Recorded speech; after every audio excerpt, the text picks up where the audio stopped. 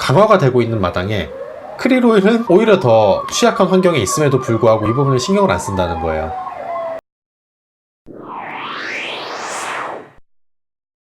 안녕하세요, 정성훈 약사입니다.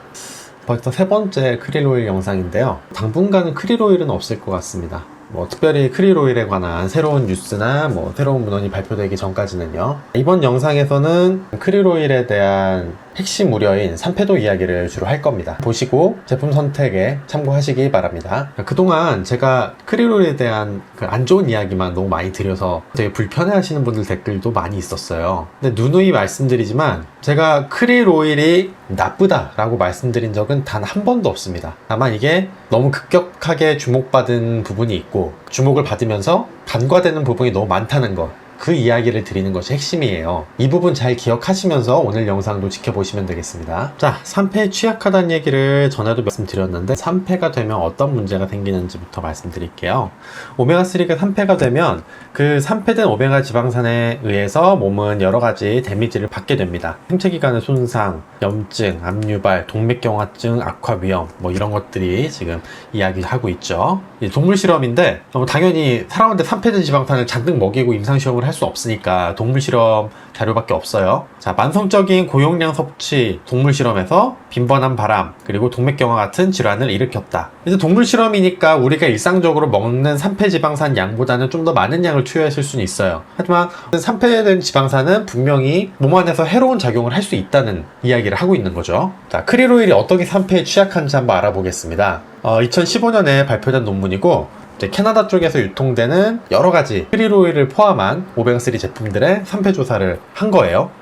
여기에서는 이제 PV, AV, 토톡스라는 개념들이 나옵니다. 먼저 PV가 1차 산화물, 그리고 AV가 2차 산화물이라고 보시면 돼요. 그래서 1차 산화물은 처음에 증가를 했다가 어느 정도 뒤부터는 이제 감소를 해요. 그리고 그 반면에 2차 산화물인 AV, 아데시딘 밸류는 계속 증가하는 양상을 보이죠. 그리고 이거를 종합적으로 나타낸 것이 토톡스입니다. 국제적으로 스탠다드를 보면 캐나다 같은 경우에는 크릴오일에 대해서 이제 PV 같은 경우에는 5 이하, 그리고 AV 같은 경우에는 20 이하 이렇게 규정을 하고 있었어요. 오메가3도 마찬가지의 기준을 적용합니다. 거의 대부분의 국가에서 PV5, AV 20을 적용을 하고 있어요. 자, 결과를 보시면은 지금 빨간 선이 기준선이에요. 아까 말씀드렸죠. PV 같은 경우에는 5가 기준이고 AV 같은 경우에는 20이 기준이라고 말씀드렸죠. 자, 다른 것들은 피쉬오일이나 식물성 오일들이고 지금 크릴오일이 노란색인데, 독보적으로 산패도가 높습니다. 산패도 측정 과정에서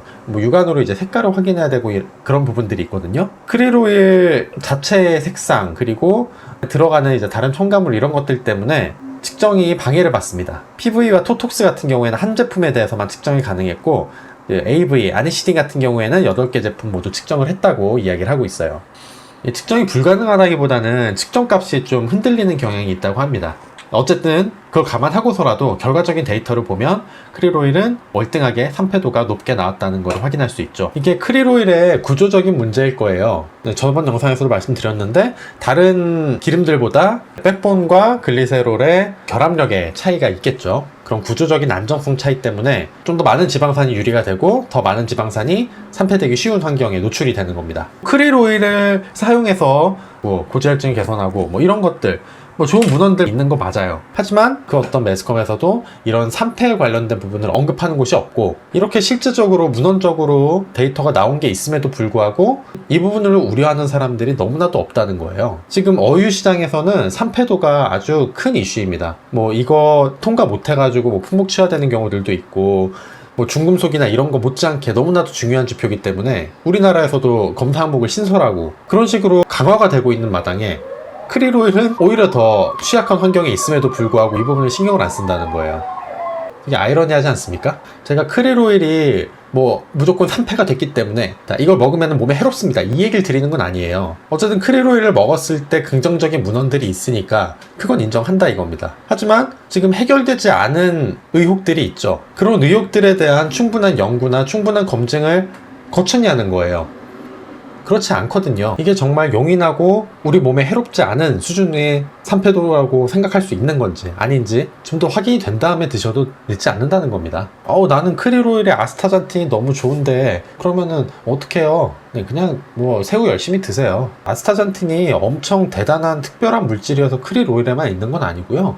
빨간색 색소지 않습니까? 일반적인 갑각류에 있는 빨간색 색소가 아스타잔틴이에요. 그리고 뭐 항산화제가 아스타잔틴밖에 없습니까? 어차피 약간 들어있는 아스타잔틴 먹나 좋은 항산화제 많이 먹나 다를 건 없잖아요. 많은 분들이 앞으로도 크릴오일을 많이 찾으시겠죠. 그리고 지금 뭐 매스컴이 냄새 맡은 이상 뭐 크릴오일 시장이 뭐 크게 줄어들거나 이런 일은 뭐 없을 거라고 보긴 봅니다. 하지만 적어도 이 영상을 보시는 분들이라도 정말 크릴오일이 대체 불가능한 자원인가? 나한테 꼭 크릴오일이 있어야만 하는가? 이런 부분에 대해서 한번 좀 고민해 보셨으면 좋겠어요. 광고는 광고일 뿐이에요. 광고는 좋은 얘기밖에 안 해요. 일선의 약사님들이나 그 영양 관련 업계에 종사하시는 분들도 저와 비슷한 생각을 하시는 분들이 상당히 많이 있습니다. 감소하고서라도 크릴오일이 좀 꼭 먹어야 되는 것인가? 그렇게 생각 안 한다는 거예요. 네, 현명한 소비 생활 하시는 여러분들이 되시기 바랍니다. 이상 정세훈 약사의 크릴오일 영상 3편이었고요. 혹시라도 뭐 제가 놓친 문헌이 있거나 혹은 뭔가 획기적인 안전성에 관련된 크릴오일 자료가 있다면은 댓글로 알려주시면은 저도 기꺼이 감사하게 읽어보도록 하겠습니다. 따로 궁금한 점 같은 거 있으신 분들은 영상 설명에 있는 블로그나 카카오톡 플러스 친구를 이용해 주시면 되겠고요. 오늘 영상이 도움이 되었다면 좋아요와 구독 버튼 잊지 마시고요. 시청해 주셔서 감사합니다. 건강하세요.